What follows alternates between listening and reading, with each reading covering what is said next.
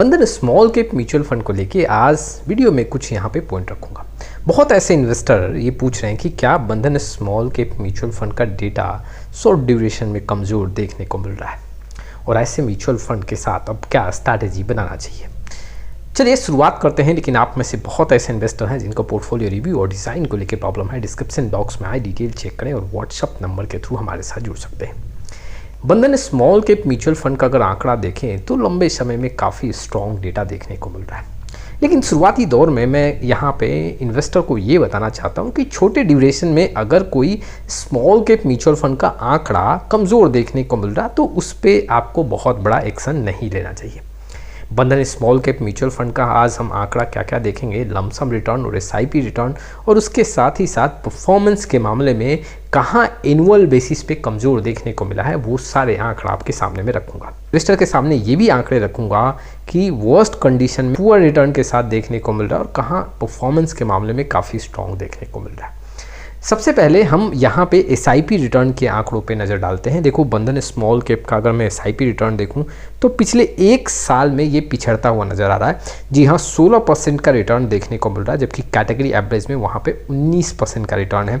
2 साल के आंकड़ों की बात करूँ तो कैटेगरी एवरेज से बेहतर है 11.26 के साथ। वहीं पे 3 साल में भी यहाँ पे कैटेगरी एवरेज को पछाड़ रहा है, 18% के रिटर्न के साथ देखने को मिल रहा है। 4 साल में भी इस म्यूचुअल फंड ने कैटेगरी एवरेज के रिटर्न को पछाड़ा है, 24% का रिटर्न देखने को मिल रहा है। 5 साल में भी इस म्यूचुअल फंड ने काफ़ी स्ट्रॉन्ग डेटा शो किया है, 23% का रिटर्न शो कर रहा है, जबकि कैटेगरी एवरेज में 16 से 17% का रिटर्न है।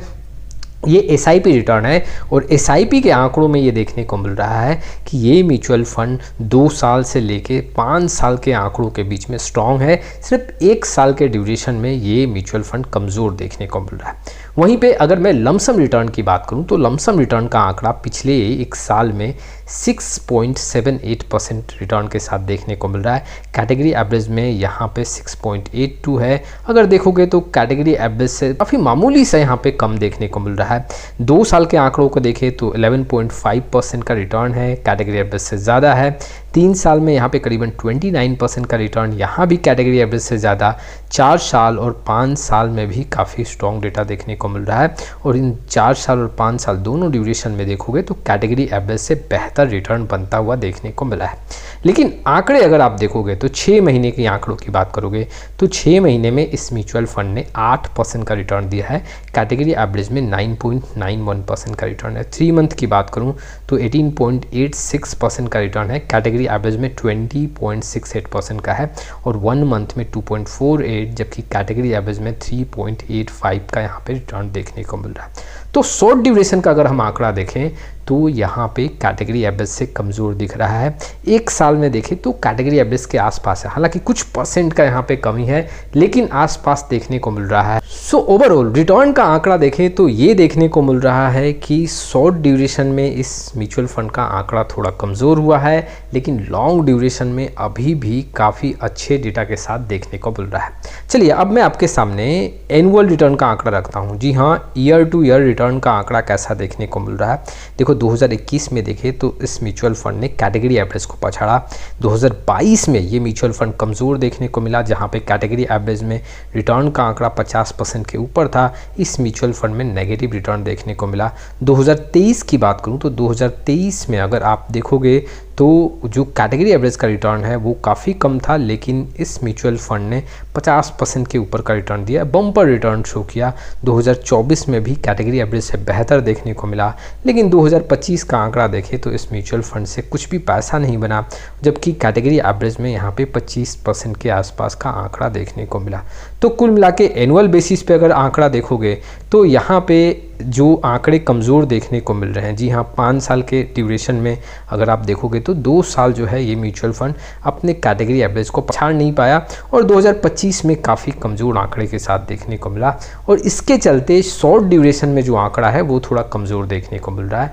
जी हाँ, 6 महीने 1 मंथ का आंकड़ा देखोगे, 1 साल का देखोगे तो आंकड़े कमज़ोर देखने को मिल रहे हैं। अगर मैं इस म्यूचुअल फंड का जो वर्स्ट कंडीशन है, जी हाँ, जो वर्स्ट परफॉर्मेंस क्वार्टर है उसकी बात करूं तो यहाँ पे देखोगे तो जनवरी 2025 से मार्च 2025 में ये म्यूचुअल फंड कमज़ोर देखने को मिला। वहीं पे जनवरी 2026 से मार्च 2026 तक भी ये म्यूचुअल फंड, जी हाँ, कमज़ोर देखने को मिला। अक्टूबर 2024 से दिसंबर 2024 में भी ये म्यूचुअल फंड काफ़ी कमज़ोर देखने को मिला। और अगर मैं स्ट्रॉन्ग परफॉर्मेंस की बात करूँ तो ठीक आपके सामने आंकड़े हैं, आप देख सकते हो। अप्रैल 2024 से जून 24 में ये डेटा काफ़ी स्ट्रॉन्ग देखने को मिल रहा है। जुलाई 2024 से सितंबर 2024 में भी काफ़ी स्ट्रॉन्ग डेटा है। अप्रैल 2025 से जून 2025 तक भी काफ़ी स्ट्रॉन्ग डेटा देखने को मिल रहा है। तो ओवरऑल अगर मैं देखूं तो यहाँ पे जो म्यूचुअल फंड का परफॉर्मेंस है छोटे ड्यूरेशन में वो तो कमज़ोर है, लेकिन लॉन्ग ड्यूरेशन में अगर अभी भी कैटेगरी एवरेज से डिफरेंस देखोगे तो 4 से 5% का मिनिमम डिफरेंस देखने को मिल रहा है। चाहे आप 3 साल का आंकड़ा देख लो, 4 साल, 5 साल, यहाँ पे 7 साल का आंकड़ा देख लो, जी हाँ, कैटेगरी एवरेज से काफ़ी बड़े फिगर में डिफरेंस है। इससे ये समझ में आता है कि वाकई में इस म्यूचुअल फंड का परफॉर्मेंस काफ़ी स्ट्रांग है लॉन्ग ड्यूरेशन में, लेकिन छोटे ड्यूरेशन में आंकड़े थोड़े कमज़ोर देखने को मिल रहे हैं। देखो, इस म्यूचुअल फंड का जो स्टैंडर्ड डेविएशन है वो ये दर्शाता है कि एग्जैक्टली रिस्क काफ़ी ज़्यादा हाई है। इट मीन्स कि मार्केट में जो वोलेटिलिटी देखने को मिलता है उससे कहीं ज़्यादा यहाँ पे वोलेटिलिटी देखने को मिलता है। स्मॉल कैप इंडेक्स अगर 2% या 3% गिरता है तो यहाँ पे गिरावट आपको ज़्यादा देखने को मिल सकता है। और बंधन स्मॉल कैप म्यूचुअल फंड में कई बार छोटे छोटे ड्यूरेशन में ऐसा सिचुएशन देखने को मिला है कि कैटेगरी एवरेज से ज़्यादा गिरा है। जी हाँ, आंकड़े थोड़े कमज़ोर देखने को मिले हैं, लेकिन जैसे जैसे मार्केट में रिकवरी होता है ऐसे स्मॉल कैप म्यूचुअल फंड में काफ़ी बेहतर रिटर्न देखने को मिलता है। तो अगर आपके पोर्टफोलियो में ये म्यूचुअल फंड है तो एग्जैक्टली आपको यहाँ पे कंटिन्यू करना चाहिए, लेकिन हाँ, SIP के थ्रू यहाँ पे जाएं। अभी इस समय आपको लमसम नहीं करना चाहिए। हाँ, गिरावट अगर यहाँ से कुछ होता है जैसे कि 7 से 10% का गिरावट, तब हम जाके कुछ लमसम का एक स्ट्रॉन्ग लमसम का स्ट्रैटेजी बना सकते हैं। फिलहाल जो है आप SIP के साथ ही जाएं। बंधन स्मॉल कैप म्यूचुअल फंड में अगर आप SIP कर रहे हैं तो SIP के थ्रू आपको यहाँ पे कंटिन्यू करना चाहिए। आज के समय में अगर देखोगे तो ये स्मॉल कैप म्यूचुअल फंड थोड़ा कैटेगरी एवरेज से कम रिटर्न बना के दे रहा है, लेकिन आने वाले समय में हो सकता है 2 महीने या 3 महीने के बाद ये मार्केट को बीट करे। इट मीन्स कि कैटेगरी एवरेज को पछाड़े और बेहतर रिटर्न देखने को मिले। ओवरऑल आपका जो परफॉर्मेंस है इस स्मॉल कैप म्यूचुअल फंड का वो अच्छा देखने को मिल सकता है। इन्वेस्टर को मैं यहाँ पे ये भी बताना चाहता हूँ कि बार बार आपको स्मॉल कैप म्यूचुअल फंड में बदलाव नहीं करना चाहिए। लॉन्ग टाइम का डेटा देख रहे हो तो उस समय आप बदलाव कर सकते हो, लेकिन 6 महीने, 1 महीने, 1 साल के ड्यूरेशन में अगर आपका फंड बेंचमार्क से कम दिख रहा है या कैटेगरी एवरेज से कम दिख रहा है तो फंड में बदलाव कर देंगे, ये एक सही डिसीजन नहीं होगा। आप में से बहुत ऐसे इन्वेस्टर हैं जिनके पोर्टफोलियो में बंधन स्मॉल कैप म्यूचुअल फंड है, लेकिन ये काफ़ी जल्दबाजी होगा कि छोटे ड्यूरेशन का डेटा देख के हम इसमें कुछ बदलाव करें। फंड लॉन्ग ड्यूरेशन में काफ़ी अच्छा देखने को मिल रहा है और आंकड़े काफ़ी मजबूत हैं। तो ये कुछ इन्फॉर्मेशंस थे जो इन्वेस्टर के लिए इंपॉर्टेंट थे। आपका क्या राय इस वीडियो को लेके कमेंट बॉक्स में जरूर आए। फिर मिलेंगे एक नए वीडियो के साथ, तब तक के लिए जय हिंद, जय भारत।